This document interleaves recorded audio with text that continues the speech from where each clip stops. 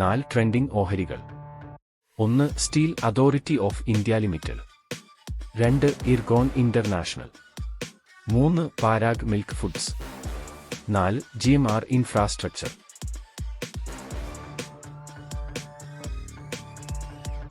Highlights. 2 പൊതുമേഖല ഓഹരികൾ.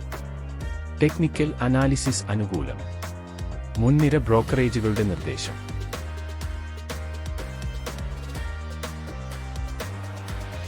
ന്യൂഡൽഹി ആസ്ഥാനമായി പ്രവർത്തിക്കുന്ന ഒരു ഇന്ത്യൻ പൊതുമേഖലാ സ്റ്റീൽ നിർമ്മാണ കമ്പനിയാണ് സെയിൽ എന്ന ചുരുക്കപ്പേരിൽ അറിയപ്പെടുന്ന steel Authority of India limited. പ്രതിവർഷം 1438 ദശലക്ഷം മെട്രിക് ടൺ സ്റ്റീൽ ഉൽപ്പാദിപ്പിക്കുന്ന സെയിൽ ഇന്ത്യയിലെ ഏറ്റവും വലിയ സ്റ്റീൽ നിർമ്മാതാവും ലോകത്തിലെ ഏറ്റവും വലിയ സ്റ്റീൽ നിർമ്മാതാക്കളിൽ ഒന്നുമാണ്.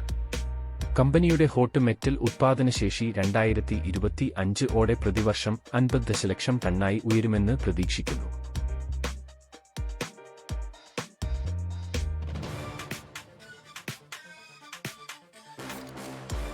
General information.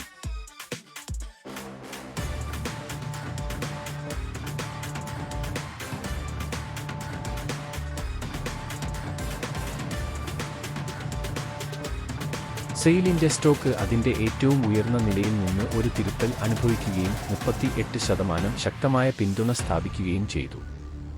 ആപേക്ഷിക ശക്തി സൂചിക സ്ഥിരത കൈവരിച്ചു, 60 ലെവലിന് മുകളിലാണ്.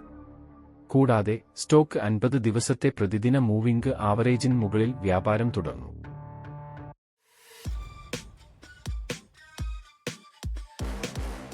എന്തുകൊണ്ടാണ് സെയിൽ നഷ്ടത്തിലായത്? സെയിലിന്റെ Q3 ഫലങ്ങൾ സ്ട്രീറ്റിനെ നിരാശപ്പെടുത്തി. വരുമാനത്തിൽ 7% ഇടിവുണ്ടായപ്പോൾ ലാഭത്തിൽ 22% ഇടിവ്. കൽക്കരി ചെലവ് വർദ്ധിച്ചതിനാൽ കടം 2600 കോടി രൂപ വർദ്ധിച്ച് 28,100 കോടി രൂപയായി.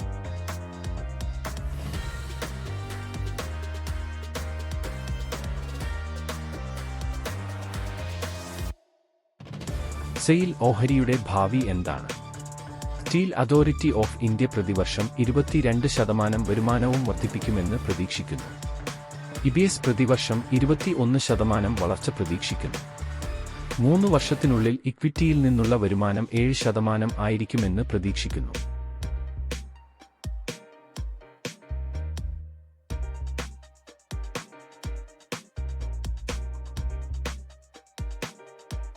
ഇർകോൺ ഇന്റർനാഷണൽ അല്ലെങ്കിൽ Indian Railway Construction International Limited ഒരു ഇന്ത്യൻ എഞ്ചിനീയറിംഗ് കൺസ്ട്രക്ഷൻ കോർപ്പറേഷനാണ്. ഗതാഗത ഇൻഫ്രാസ്ട്രക്ചറിൽ പ്രത്യേകമായി പ്രവർത്തിക്കുന്നു.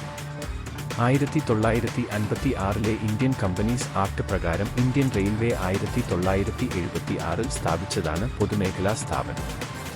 ഇന്ത്യൻ റെയിൽവേയുടെ പൂർണ്ണ ഉടമസ്ഥതയിലുള്ള സ്ഥാപനമായ ഇന്ത്യൻ റെയിൽവേ കൺസ്ട്രക്ഷൻ ഇന്റർനാഷണൽ ലിമിറ്റഡായി ഇർകോൺ രജിസ്റ്റർ ചെയ്തിട്ടുണ്ട്. ഇർകോൺ മറ്റ് ഗതാഗത അടിസ്ഥാന സൗകര്യ വിഭാഗങ്ങളിലേക്ക് വൈവിധ്യവൽക്കരിച്ചു. ലോകമെമ്പാടുമുള്ള പ്രവർത്തനങ്ങളുടെ വിപുലമായ വ്യാപ്തിയോടെ 1995 ഒക്ടോബറിൽ പേര് ഇന്ത്യൻ റെയിൽവേ ഇന്റർനാഷണൽ ലിമിറ്റഡ് എന്നാക്കി മാറ്റി.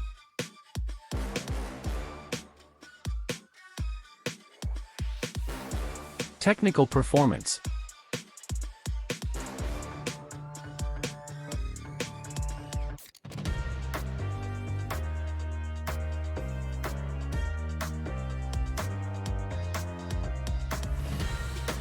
ഇർകോണിന്റെ ഭാവി എന്താണ്? ഇർകോണിന്റെ ഭാവി ഓഹരി വില വരുന്ന 1 വർഷത്തിനുള്ളിൽ അത് 400 രൂപ ആയി ഉയരും. നിലവിലെ സാഹചര്യം അനുസരിച്ച് അടുത്ത 5 വർഷം അതിന്റെ മൂല്യം 720 രൂപ ആയും വർദ്ധിക്കും.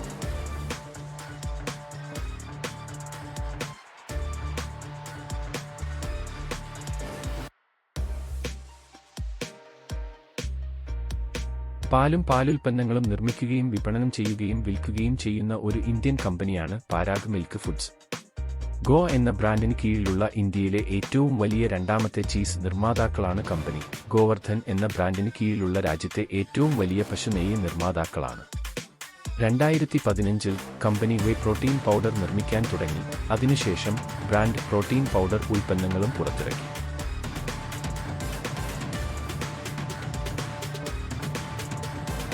Technical performance.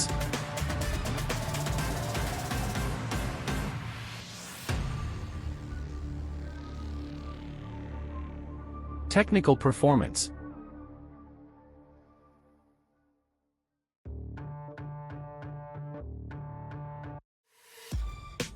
2024 പാരാഗ് മിൽക്കിന്റെ ഓഹരി വില ലക്ഷ്യം എന്താണ്?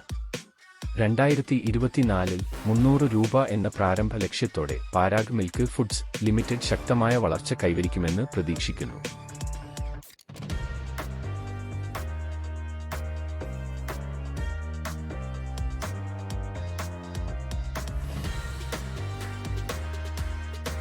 ന്യൂഡൽഹി ആസ്ഥാനമായി പ്രവർത്തിക്കുന്ന ഒരു ഇന്ത്യൻ ബഹുരാഷ്ട്ര കൂട്ടായ്മയാണ് GMR ഗ്രൂപ്പ്. 1978 ഗാന്ധി മല്ലികാർജുന റാവു സ്ഥാപിച്ച group GMR infrastructure, GMR energy, GMR airports, GMR enterprises എന്നിവയുൾപ്പെടെ നിരവധി കമ്പനികൾ ഉൾപ്പെടുന്നു. പൊതുസ്വകാര്യ പങ്കാളിത്ത മാതൃകയിൽ ഗ്രൂപ്പ് ഇന്ത്യയിൽ നിരവധി അടിസ്ഥാന സൗകര്യ പദ്ധതികൾ നടപ്പിലാക്കിയിട്ടുണ്ട്.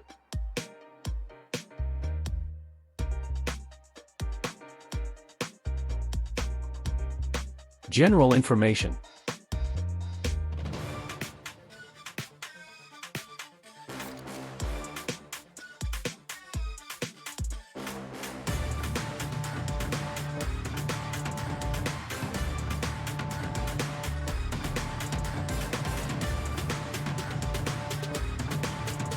GMR ഇൻഫ്രാ സ്റ്റോക്ക് ഉയരുമോ? GMR ഇൻഫ്രയുടെ ഭാവി ഓഹരി വില വരുന്ന 1 വർഷത്തിനുള്ളിൽ അത് ₹106 ആയി വർദ്ധിക്കും. നിലവിലെ സാഹചര്യം അനുസരിച്ച് അടുത്ത 5 വർഷത്തേക്ക് ഞങ്ങൾ പ്രവചിക്കുകയാണെങ്കിൽ അതിന്റെ മൂല്യം ₹167 ആയും വർദ്ധിക്കും.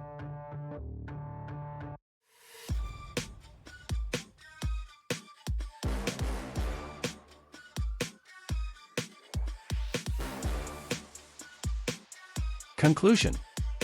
Sale, GMR airports, Parag milk foods, IRCON international തുടങ്ങിയവ നിലവിൽ ₹250 താഴെ വിപണി വിലയുള്ള 4 ഓഹരികളാണിത്. ടെക്നിക്കൽ അനാലിസിൽ നിന്നും സമീപ ഭാവിയിൽ മുന്നേറ്റത്തിനുള്ള സൂചന നൽകി. ഹ്രസ്വകാലയളവിൽ 25% വരെ ലാഭത്തിന് സാധ്യതയുണ്ട്.